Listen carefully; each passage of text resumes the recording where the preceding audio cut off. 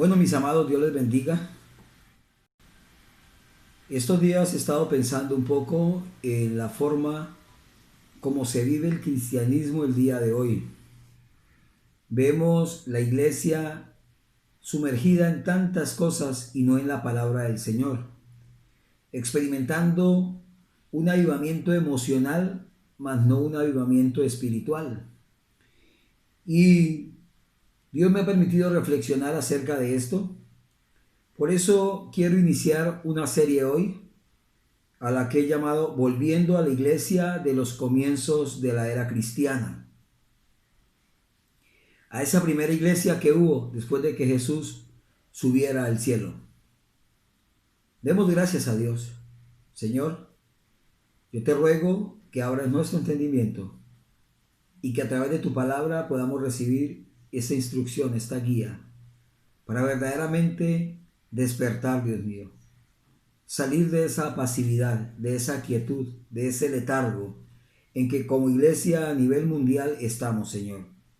Tu venida está próxima, Dios mío, pero no estamos haciendo nada, Señor, por avivar el fuego que tú dejaste encendido cuando fuiste al cielo. Señor, ayúdanos. Y te ruego, Dios mío, que a través de esta serie que hoy voy a comenzar a compartir, de la cual también yo soy el primero en aprender, Dios mío, que a través de ella podamos activarnos y empezar a vivir como tú quieres que vivamos y hacer las cosas como tú quieres que hagamos. En el nombre de Jesús. Amén.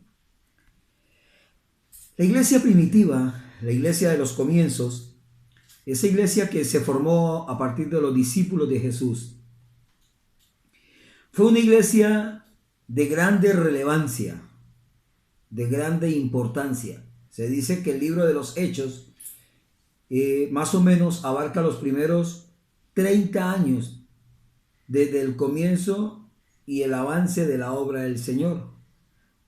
La iglesia nació, la iglesia se extendió, la iglesia se multiplicó. Pero la iglesia cumplió el propósito para lo cual el Señor la creó. A través de los años ha ido perdiendo esa efervescencia. A través de los años la iglesia ha perdido la visión y el propósito que Dios tiene a través de ella. Recordemos que el grande propósito de Dios es que vayamos y prediquemos el evangelio a toda criatura. Y en el libro de los Hechos, el capítulo 1, versículo 8, Él le pidió a sus discípulos que estuvieran en Jerusalén predicando, en toda Judea, en Samaria y hasta lo último de la tierra. A nosotros nos corresponde hacer lo mismo. Nuestra Jerusalén, nuestra familia, nuestra ciudad, nuestra Judea, nuestro departamento o provincia, Samaria, salir a otros lugares y llegar hasta donde más podamos. Tal vez no llegaremos hasta lo último de la tierra, máxime que el tiempo está corto y tal vez nos hemos dejado avanzar en edad y no tenemos la misma dinámica y la misma juventud que hace unos años. Pero necesitamos volver a la iglesia de los comienzos. Y yo quiero esta vez recordar el 9 áreas en las que la iglesia primitiva se movió y que nosotros tenemos que recuperar. Lo primero es que la iglesia primitiva fue una iglesia obediente. Cuando Jesús está próximo a subir al cielo, Él les dice lo siguiente en Hechos capítulo 1, versículo 4. Y estando juntos, les mandó que no se fueran de Jerusalén, sino que esperasen la promesa del Padre, la cual les dijo: oísteis de mí. ¿Cuál promesa? El Espíritu Santo. Miren lo que dice el versículo 12 del mismo capítulo. Entonces ellos volvieron a Jerusalén. Volvieron a Jerusalén. Se estuvieron ahí. Fueron obedientes a la orden que Jesús les dio cuando iba ascendiendo ya para el cielo. Él les había prometido el Espíritu Santo. Él les había prometido algo grande, algo poderoso. Ese Espíritu Santo que ellos no le conocían, que era el mismo Jesús, era el mismo Dios, era el que les iba a dar poder les iba a empoderar para cumplir con esta gran comisión y comenzar el grande trabajo que que Jesús les había encomendado. Así de que nosotros, como esta iglesia, debemos volver a la obediencia de Dios, a la obediencia de su palabra. La palabra de Dios dice que Dios se complace más de nuestra obediencia que de los muchos sacrificios que podemos hacer, que sacamos con tener mucho conocimiento, tal vez ser pastores y líderes e iglesias renombradas, pero si no somos obedientes a Dios, estamos perdiendo el año. Lo segundo que quiero decir, recuerde que lo que quiero compartir hoy es una generalidad, es que esta iglesia era una iglesia de oración. Hoy las oraciones son secas, son frías, no se siente cuando se ora. No se siente cuando se está hablando con Dios. Hablamos personalmente con Dios. Oramos en la intimidad, pero oramos en público. Pero oramos también congregacionalmente. Y se ha perdido esa efervescencia al orar. Hoy hasta hay iglesias y hay cristianos que se ríen de otros porque oran con esa efervescencia. Y aún argumentan bíblicamente que no se debe orar así. Dios mío, tenemos que marcar la diferencia. Hechos capítulo 1, el versículo 14 y 15 dice lo siguiente: todos estos perseveraban unánimes en oración, los que se vinieron del monte donde Jesús subió al cielo y están en Jerusalén obedientemente. Dice, perseveraban unánimes, juntos, con fervor, en oración y ruego, con las mujeres y con María, la madre de Jesús, y con sus hermanos. En aquellos días, Pedro se levantó en medio de los hermanos, y los reunidos eran como 120 en número. Imagínense qué gran número de discípulos que habían allí reunidos obedientemente, unánimes en oración. Hoy una oración, si dura un minuto, es mucho. Hoy se le ha puesto tanta restricción a la oración que se ha convertido en un conversatorio con Dios restringido y aburridor.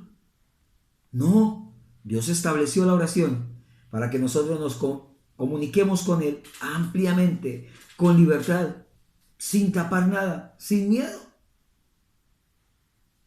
Esta iglesia primitiva era una iglesia que oraba todo el tiempo, en la intimidad y en público. Aquí estaban juntos, esperando la promesa. Esta promesa llegó 10 días después aproximadamente que Jesús subiera al cielo. Lo tercero que quiero decir es que esta iglesia fue llena del Espíritu Santo. La llenura del Espíritu Santo es la permanencia plena del Espíritu Dios en mi vida. Dice la palabra que desde el día que nos convertimos al Señor, desde ese primer día, escúcheme esto, fuimos sellados por el Espíritu. O sea, hay un sello en nosotros y es Espíritu de Dios. El Espíritu Santo está dentro de nosotros y eso es lo que nos hace a nosotros espirituales. De que la presencia de Dios a través del Espíritu en nosotros nos hace vivir una vida espiritual. Por eso, cuando alguien vuelve atrás, no le ha dado la oportunidad al Espíritu Santo que le dirija, que le guíe. Y en realidad no ha hecho las cosas como debe hacerlas. Dice la palabra en Hechos capítulo 2, versículo 4. Y fueron todos llenos del Espíritu Santo. Todos, ¿quiénes? Los 120 que estaban en aposento alto, orando unánimes. Y fueron todos llenos del Espíritu Santo y comenzaron a hablar en otras lenguas, no lenguas angelicales, eran idiomas, porque Dios tenía un propósito a través de esto. Oído, todos fueron llenos del Espíritu Santo. Yo hubiera querido estar ese día ya, para haber experimentado esa bendición de que el Espíritu Santo, esa promesa, se cumpliera ese día en mí y fuera lleno de Él. Pero muchos años después, decidí recibir a Jesús en mi corazón. Porque a pesar de que mis padres eran cristianos y nací en una cuna cristiana, yo necesitaba dar el paso de recibir a Jesús en mi corazón. Porque la salvación es individual, no es colectiva. Yo tengo que, por mí mismo, dar el paso de invitar, de aceptar a Jesús, de tenerlo en mi corazón. Dios es tan caballero que Él no entra a la fuerza, pero nos corresponde a nosotros tomar la decisión. Oído a esto, cuando recibimos a Jesús en el corazón, somos llenos del Espíritu Santo. Por eso cantamos con alegría, por eso cantamos con gozo. Por eso vivimos experiencias maravillosas con Dios, por eso nos quebrantamos y lloramos. Por eso cantamos y hacemos palmas y saltamos de alegría. Hay muchos que dicen que eso no es de Dios, pero Dios nos ha hecho libres. Y como dice la canción de un pastor amigo, libres para danzar, libres para cantar, libres para vivir en Cristo Jesús. Dios nos ha hecho libres. Así como éramos libertinos en el mundo, en nuestras parrandas, en los bailes y los placeres mundanales, Dios ha transformado nuestra vida y nos ha hecho libres de todo eso para que ahora nos gocemos en su santa presencia. Para muchos podrá sonar esto anticristiano, pero Dios nos hizo libres a nosotros para que nos gocemos. Es más, muchos quieren ir al cielo, pero aquí ni hacen palmas para Dios, ni cantan ni adoran al Señor. Cantan a otras personas, cantan otro tipo de canciones, no alabanzas para Dios. ¿Cómo quieren ir al cielo? Si dice la palabra del Señor que todo el tiempo se está adorando a Dios. Y que allí uno de los cantos es: grandes y maravillosas son tus obras, Señor Dios Todopoderoso. Justos y verdaderos son tus caminos, Rey de los cielos, Rey de los santos. Escúcheme esto. Necesitamos ser llenos del Espíritu Santo. Si tú crees que no eres lleno del Espíritu Santo, es porque verdaderamente no has tenido una conversión auténtica. Cuarto, esta era una iglesia que predicaba. La llenura del Espíritu Santo, el poder del Espíritu de Dios nos capacita para predicar. Por eso Jesús dijo: cuando sean llenos, me serán testigos, o sea, predicarán, hablarán de mí.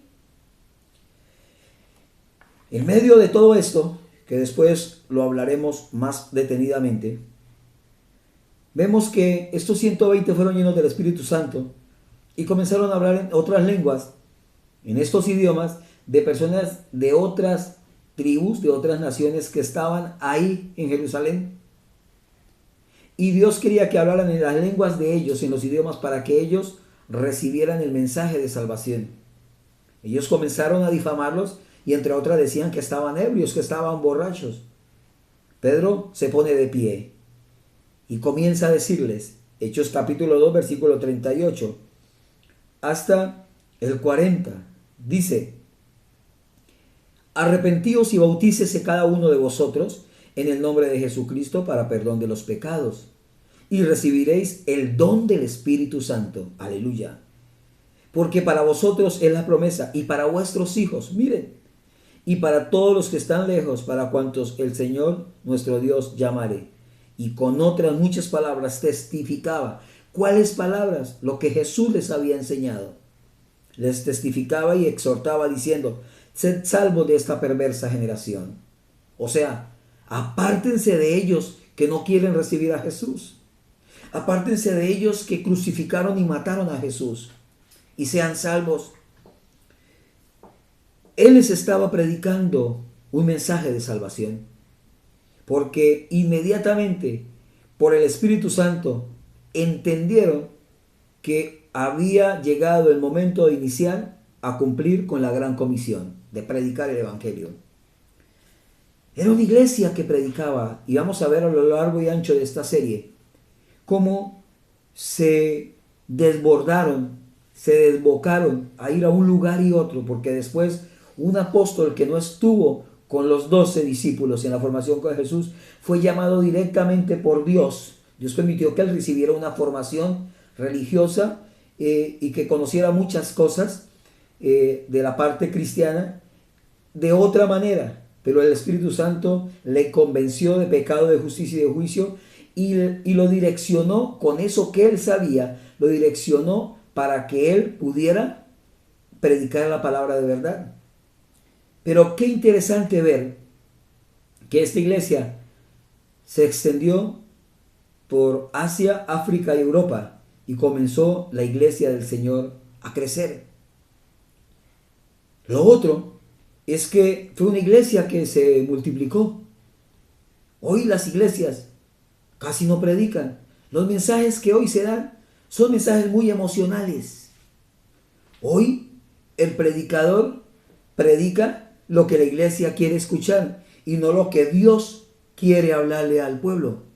Porque es necesario para el predicador de hoy enseñar una palabra que no le cause daño a la gente, máxime si son los que dan el diezmo y la ofrenda, para que no se vayan y se queden sin dinero. Quiero decirle algo, soy pastor, hace 25 años sirvo al Señor de tiempo completo y en esta pandemia Dios ha sido demasiado fiel porque he aprendido a depender de Él. Imagínese esto, que no estoy llamando a nadie para que me envíe un diezmo ni una ofrenda, ni he publicado nada de esto.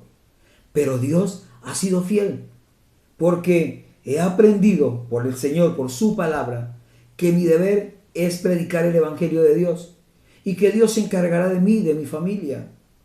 Por eso, no tengo miedo predicar la palabra de Dios como es. Pero hoy la iglesia no se multiplica en calidad, se multiplica en cantidad. Y es muy emocionante poder reunir a 300, a 400, a 500 o 1000. Pero en realidad todos son una verdadera iglesia para Dios. Pareciera una crítica, pero en realidad no lo es. Es sencillamente que caigamos en la cuenta y nos demos cuenta, valga la redundancia, si todos los que estamos en un templo reunidos somos verdaderos cristianos. ¿Verdaderamente estamos honrando a Dios? ¿Verdaderamente estamos obedeciendo a Dios? ¿Verdaderamente somos una iglesia de oración? ¿Una iglesia de predicación? ¿Una iglesia de buen testimonio? Sexto, esta era una iglesia que perseveraba en la sana doctrina. Hechos 2:42 dice, y perseveraban en la doctrina de los apóstoles. ¿Cuál doctrina? La que Jesús les enseñó a ellos y ellos le estaban transmitiendo al pueblo, a la iglesia. O sea, la verdad de Dios, la enseñanza que ellos escucharon de la boca de Jesús durante 3 años y medio aproximadamente. Hoy no se persevera en la sana doctrina. Hoy creemos que estamos en la sana doctrina, pero vemos cosas terribles ocurriendo. Hay gente que dice, yo ya soy salvo. Y juegan con eso. Entonces, como ya hicieron su decisión de fe, comienzan a vivir una vida desordenada. Pero yo ya soy salvo porque Jesús lo hizo todo en la cruz. Sí, Jesús lo hizo todo, usted no tiene que hacer nada. Pero usted debe cuidar esa salvación. Usted debe estar atento de que esa salvación que Dios le dio, que tiene un valor grandísimo, porque nada más ni nada menos costó la sangre del Hijo de Dios. Usted debe honrar eso. Usted no tiene licencia para pecar. Escúcheme esto. Perseveraban en la doctrina. Yo soy uno de los que le dice a la iglesia, hermanos, lean la Biblia, no coman entero, ni siquiera me crean a mí. Crean lo que la palabra de Dios dice. Y yo les digo, el día que yo diga algo que está fuera de contexto de la Biblia, ese día dígame, qué pena, no quiero escuchar más la palabra que usted da. Es nuestro deber enseñar la sana doctrina, lo que está aquí implícito y explícito, sin condenar, pero sí diciendo la verdad. Yo cumplo con predicar, yo cumplo con enseñar, y debo preocuparme por enseñar la sana doctrina. Amados hermanos, debemos perseverar, volver a eso, a la sana doctrina. Séptimo, una iglesia que hacía señales y maravillas. Hechos 2:43 dice, y sobrevino temor. Ese temor no era miedo, sino un respeto real por estos cristianos. y muchas maravillas y señales eran hechas por los apóstoles. Bueno, hay muchas contradicciones con respecto al ministerio apostólico. Lo que yo sí sé es que independiente de ser pastor, de ser apóstol, de ser maestro, de ser profeta, de ser evangelista, soy un hijo de Dios con una orden clara. Soy un discípulo de Dios, un seguidor del Señor, con una orden clara de ir a predicar el evangelio. Pero también somos usados por Dios para orar por un enfermo y Dios nos respalda para que el enfermo se sane.